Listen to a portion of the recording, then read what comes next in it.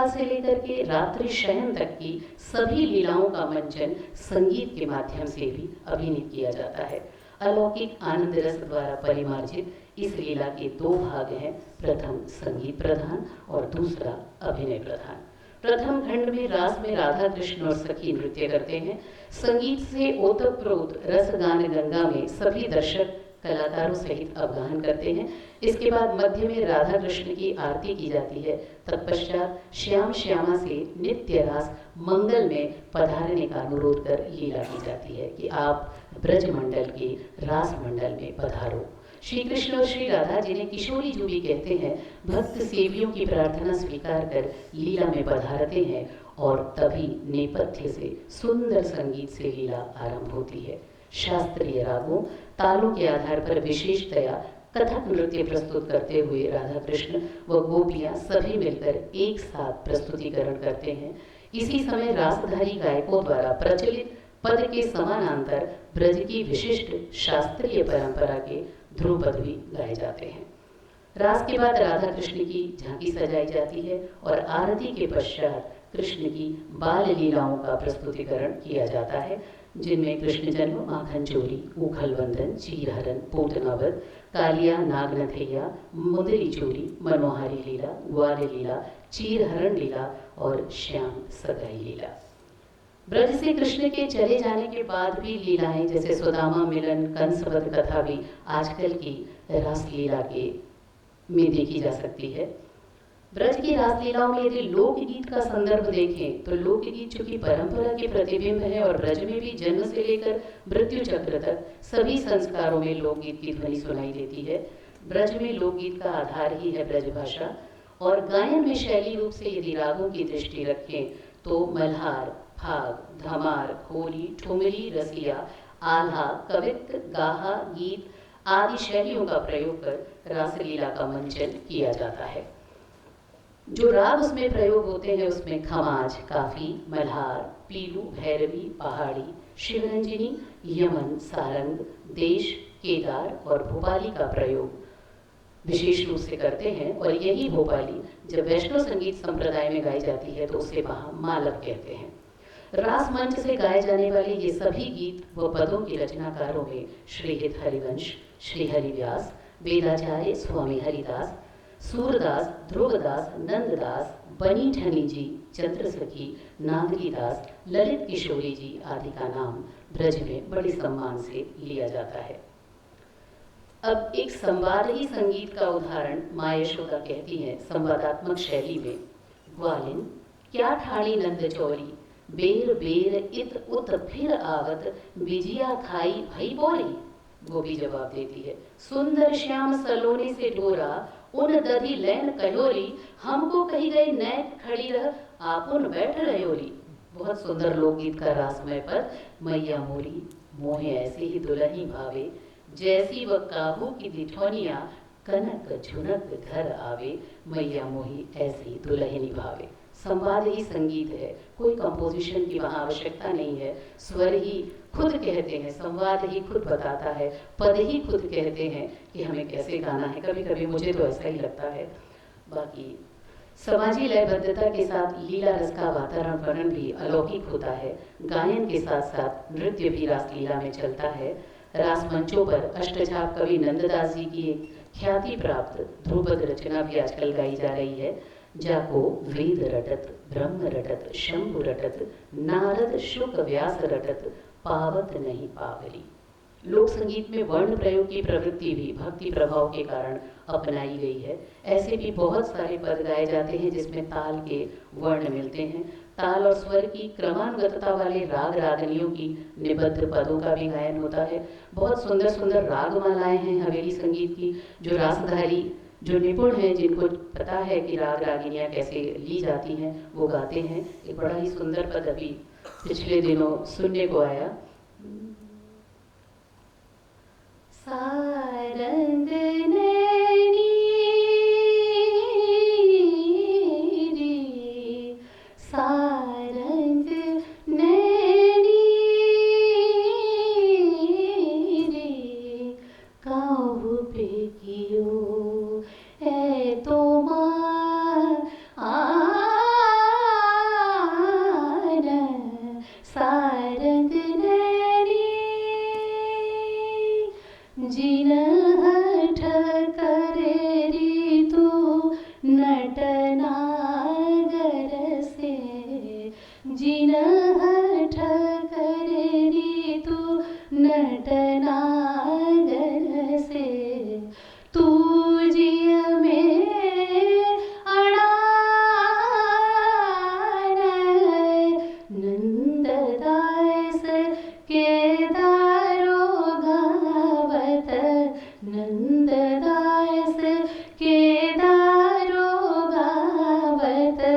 याही में बिहारी गयो मान, याही में बिहारी, बिहारी से मेरा मतलब शायद बिहाग को लिया, याही में बिहारी गयो मान, सारंग नैनी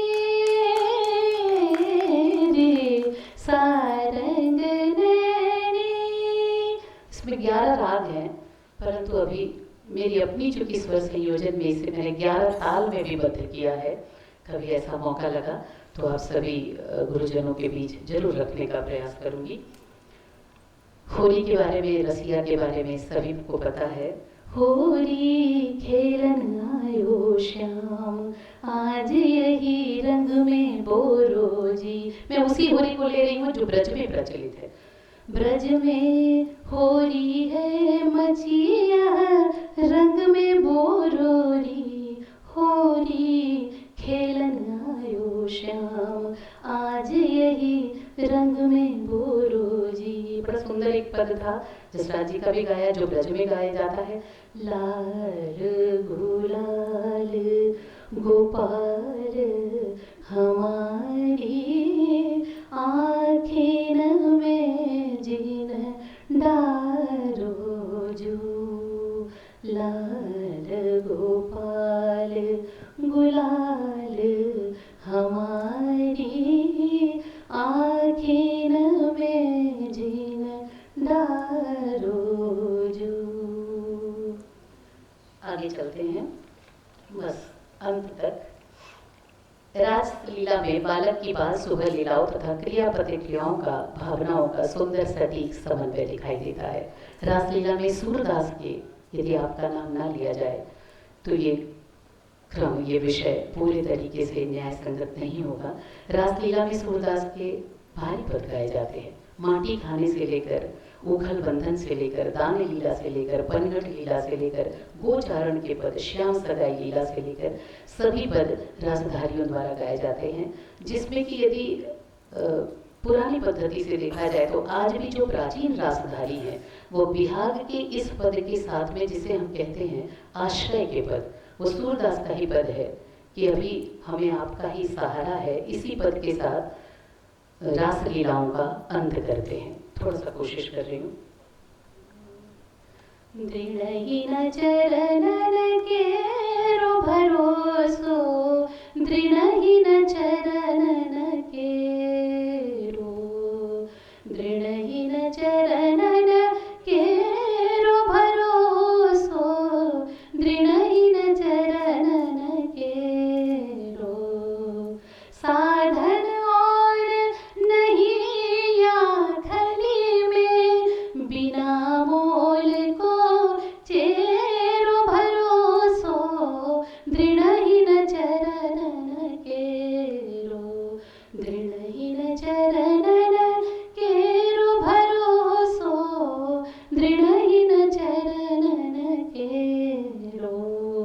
सूरदास कहे विविध आधरो, सूरदास कहे विविध आधरो, बिना मोल को चेरो भरोसो, दृढ़हीन चरणन केरो भरोसो। श्री वल्लभ की कहिए छटा बिन, सब जग माही अंधेरो भरोसो, दृढ़हीन चरणन केरो भरोसो, दृढ़हीन चरणन केरो।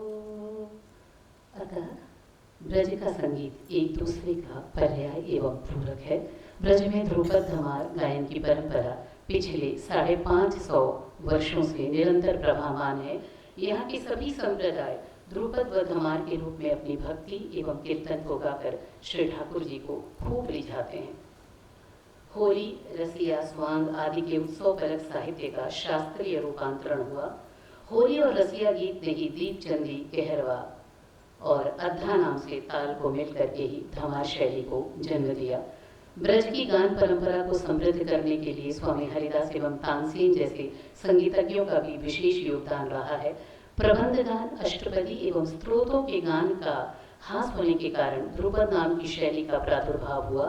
स्थायी, अंतरा, संचारी और आभोग वाले 4 खंड की रचना के लिए एक नया छंद निर्मित किया गया, जिसे धनाक्षरी नाम से जाना जाता है। इस छंद के लालित्य ने, दीर्घाक्षरों के उच्चारण की स्वतंत्रता ने ब्रज भाषा में सहज ही सत्य, शिव और सुंदर तत्व वाले निश्चित निश्चल भावनाओं में अमृत घोल दिया। और दूसरी ओर कुछ लोक गीतों प्रकार ने इसी प्रकार रासलीला को आगे बढ़ाते हुए जन जन तक ब्रज संस्कृति को विकसित किया। संगीत के बिना ब्रज का कोई अस्तित्व ही नहीं है। संगीत की सभी शैलियाँ ब्रज के लीला पुरुषोत्तम की माखन मिश्री हैं, क्योंकि वह कृष्ण के रसमय अलौकिक नाद मिठास से पोषित हैं।